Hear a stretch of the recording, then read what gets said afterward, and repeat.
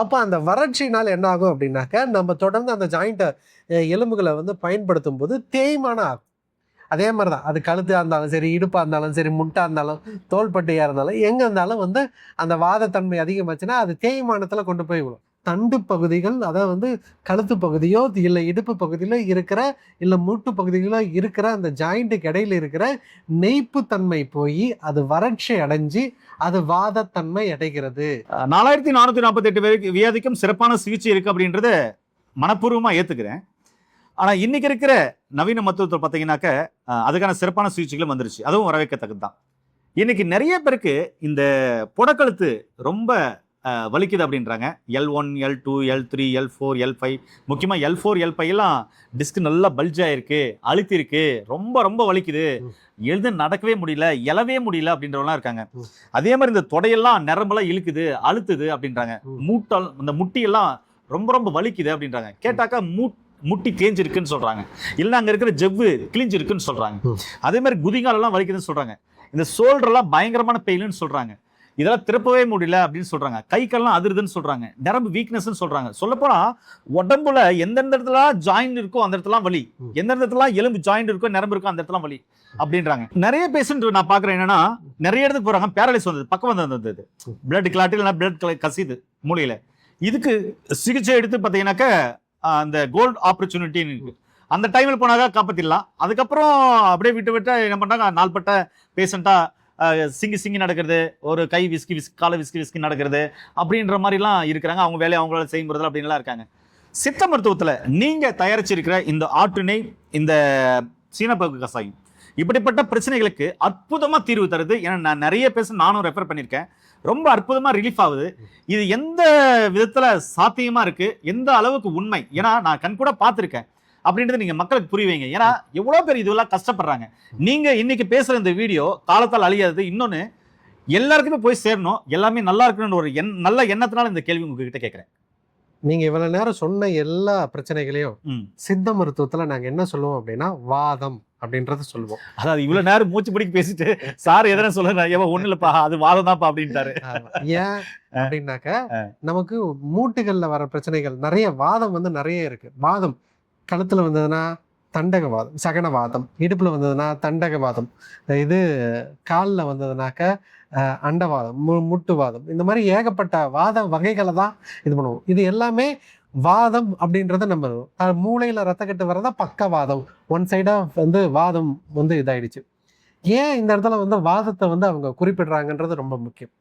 வாதம் அப்படின்னாவே இப்ப உதாரணத்துக்கு நம்ம சொல்றோம், இப்ப முதுகு பகுதியில வாதம் வந்துச்சுன்னா, வாதம் அப்படின்னா என்ன அப்படின்னா காற்றின் தன்மை உடலில் அதிகமாகுது.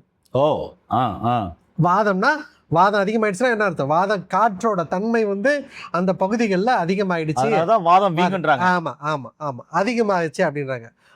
காற்று ஒரு இடத்துல வந்து உருவாகுது அப்படின்னா அந்த இடத்துல வறட்சி வந்து உருவாகும்.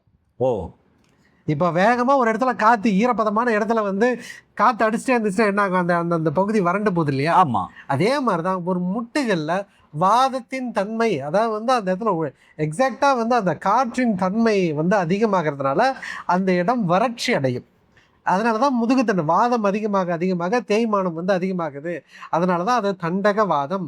தண்டு பகுதிகள், அதாவது வந்து கழுத்து பகுதியோ இல்லை இடுப்பு பகுதியிலோ இருக்கிற, இல்லை மூட்டு பகுதிகளோ இருக்கிற அந்த ஜாயிண்ட்டுக்கு இடையில இருக்கிற நெய்ப்பு தன்மை போய் அது வறட்சி அடைஞ்சு அது வாதத்தன்மை அடைகிறது. அது அந்த அந்த அந்த வாதமானது தன் அளவிலிருந்து தொடர்ந்து அந்த வறட்சி இருக்கும்போது அந்த இடத்துல வெப்பம் அதிகமாகும். சரிங்களா? சித்த மருத்துவத்தில் தொந்தம் அப்படின்றத பயன்படுத்தும். வாதத்தில் பித்தம், வாதத்தில் சிலேத்துமம், இது பித்தத்தில், இந்த மாதிரி வந்து தொந்தம் அப்படின்றத நம்ம சொல்லுவோம். முக்குற்றம் அப்படின்றத சொல்லுவோம். அந்த இப்போ தொடர்ந்து ஒரு இடத்துல வந்து காற்று வந்து வறட்சி, இப்போ நம்ம நார்மலாக வெயிலில் போயிட்டே இருக்கோம், அந்த இடத்துல வந்து நல்ல ட்ரையான வறட்சியான காற்று அடிச்சுட்டே இருக்குன்னா உடனே நமக்கு எப்படி உடம்பு ஃபீல் ஆகும், அனலாக இருக்கிற மாதிரி ஃபீல் ஆகும். அப்போ அந்த இடத்துல வாதத்தில் பித்தம் சேருது, அந்த காற்று வெப்பத்தன்மையில வந்து இதாகுது. அதனால அப்ப என்ன ஆகும், அதே வந்து நம்ம இடுப்புல திங்க் பண்ணி பாருங்க, அந்த காற்றில் வெப்பத்தன்மை வந்து அதிகமானதுனால வறட்சியும் நெய்ப்பு தன்மையும் வந்து சீக்கிரமா வந்து உடம்பு வலுவிழுக்கும். ஏன்னா ஒவ்வொரு ஜாயிண்ட் கடையில் இருக்கிறது வந்து ஃப்ளூயிடு தானே, அது வறட்சி அடைகிறதுனால தான் வந்து நமக்கு ஜாயிண்ட் இல்லை, பட்டக்கு பட்டக்கு பட்டக்குன்னு சவுண்டு கேட்குதுன்னு வாங்க. நீங்கள் பார்த்தீங்கன்னா தெரியும், எல்லாரும் வந்து நார்மலாக என் முட்டியில் வந்து இது பண்ணும்போது நீட்டி மடக்கும்போது சார் இது நெட்டை உடையிற மாதிரி சவுண்டு, கிராக்கிங் சவுண்டு கேட்குதுன்ட்டு சொல்லுவாங்க.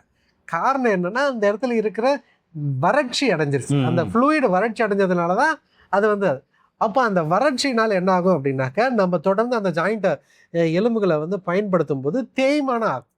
அதே மாதிரி தான் அது கழுத்தாக இருந்தாலும் சரி, இடுப்பாக இருந்தாலும் சரி, முட்டாக இருந்தாலும், தோள்பட்டையாக இருந்தாலும், எங்கே இருந்தாலும் வந்து அந்த வாதத்தன்மை அதிகமாச்சுன்னா அது தேய்மானத்தில் கொண்டு போய் விடும். அதனால தான் அது வந்து நம்ம சித்த மருத்துவத்தில் வாதம் அப்படின்றத வந்து சொல்கிறது. அப்போ அந்த தேய்மானம் அதிகமாயிட்டா அப்போ உடம்பு என்ன பண்ணும், ஒரு இடத்துல வந்து தேய்மானம் அதிகமாகும் போது அந்த இடத்துல வந்து அந்த வறட்சியை வந்து போக்குறதுக்காக டெம்பரவரியாக அந்த இடத்துல வந்து இன்ஃப்ளமேஷன் நடக்கும், வீக்கம் வரும்.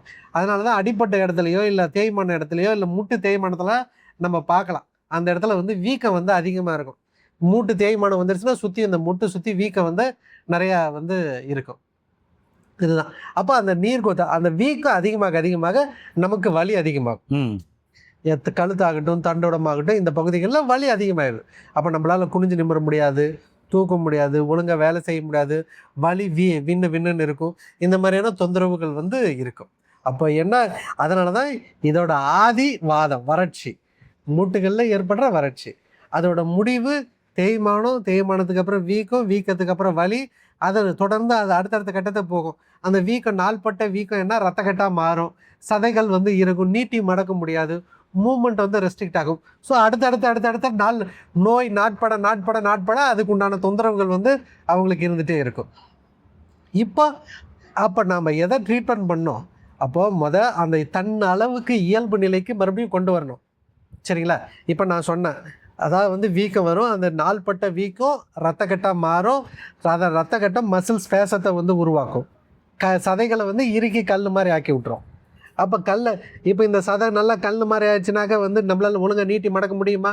முடியாது. அது கொஞ்சம் ஃப்ரீயாக இருந்தால் தான் நீட்டி மடக்க முடியும் இல்லையா? அப்போ அதை வந்து தன் இயல்புக்கு கொண்டு வரணும். அந்த ரத்தக்கட்டுகளை வந்து தேய்ச்சி அந்த நரம்பு இலைகளை வந்து அந்த நரம்புகளை கரெக்டாக வந்து மசாஜ் பண்ணி விட்டுட்டு அந்த பிடிச்சி இழுத்து விடும்போது அந்த ரத்தக்கட்டுகள் கரையும், அந்த நரம்பு ரத்தம் போட்டு அந்த இடத்துல வந்து சீராகும். அதுக்கடுத்தது என்ன பண்ணும், உள்ளே இருக்கிற அந்த ரத்த ஓட்டம் சீராகிட்டு அந்த வீக்கம் எல்லாமே கொஞ்சம் கரைஞ்சி போகும். அந்த தேய்மானத்தை கட்டுப்படுத்தக்கூடிய, அந்த வறட்சியை போக்கக்கூடிய உள் மருந்துகளை வந்து நம்ம கொடுக்கணும். ஏன்னா அப்போ தான் அந்த முட்டு வந்து வலி தேய்மானத்தை வந்து கண்ட்ரோல் பண்ணும். சரிங்களா? அப்போ அப்போ அதுக்கு அந்த வாதத்தை வந்து நம்ம உடம்பு வறண்டுருக்கு, அதுக்கு நம்ம உடம்புக்கு அப்போ நம்ம என்ன பண்ணுவோம் அப்படின்னா நெய்ப்பு தன்மை கொடுக்கணும். அந்த நெய்ப்பு தன்மைக்கான மருந்து தான் இந்த வெள்ளாட்டு நெய். இப்போ இந்த வெள்ளாட்டு நெய். ஆமாம், ஓகே.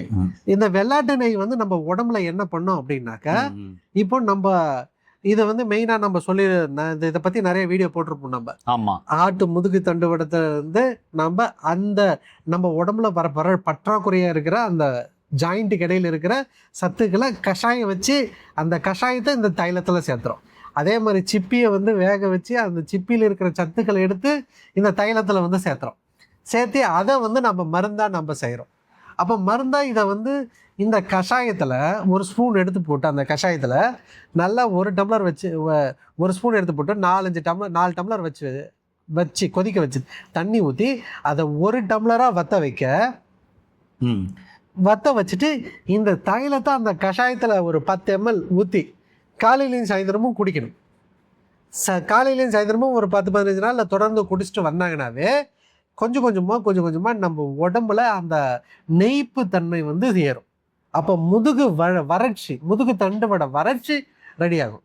அப்போ அந்த டிஸ்க்கு பலம் இல்லாமல் இருக்குது பார்த்தீங்களா, அந்த டிஸ்க்கு டீஹைட்ரேட் ஆனது ரீஹைட்ரேட் ஆகும். அந்த வலி வந்து எல்லாமே வந்து அந்த இன்ஃப்ளமேட்டரி ரியாக்ஷன்ஸை, அந்த வீக்கம் வரதை வந்து கட்டுப்படும். அப்போ அந்த இடுப்பு வலியாகட்டும், மூட்டு வலியாகட்டும், கழுத்து வலியாகட்டும், இல்லை நரம்பு சார்ந்த வலிகளாகட்டும், இது நம்ம எடுக்கும்போது நல்லா வேகமாக குறைஞ்சிட்டு வரும். ஸோ இதுதான். அப்போ அந்த வாதத்தின் வறட்சியை போக்க நெய்ப்பை உடம்புக்கு கொடுக்குறோம். இதுதான் அடிப்படை தத்துவம். Okay sir.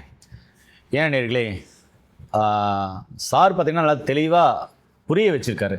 அதனால் உங்களுக்கும் இந்த மூட்டு வலி, முதுகு வலி இருக்குது, ஜாயிண்ட் பெயின் இருக்குது, ஜவ்வு சம்மந்தமான பிரச்சனைகளுக்கு, ஜவ்வு தேஞ்சிருக்கு, ஜவ்வு கிழிஞ்சிருக்கு, இல்லை மூட்டு தேஞ்சிருக்கு, அதே மாதிரி L4 L5 பிரச்சனை இருக்குது, எதுவாக இருந்தாலும் சரி, நாள்பட்ட நோய்கள், நாள்பட்ட வலிகள், நரம்பு சம்மந்தமான பிரச்சனைகளுக்கும் சிறப்பான சிகிச்சை சித்த மருத்துவத்தில் இருக்குது.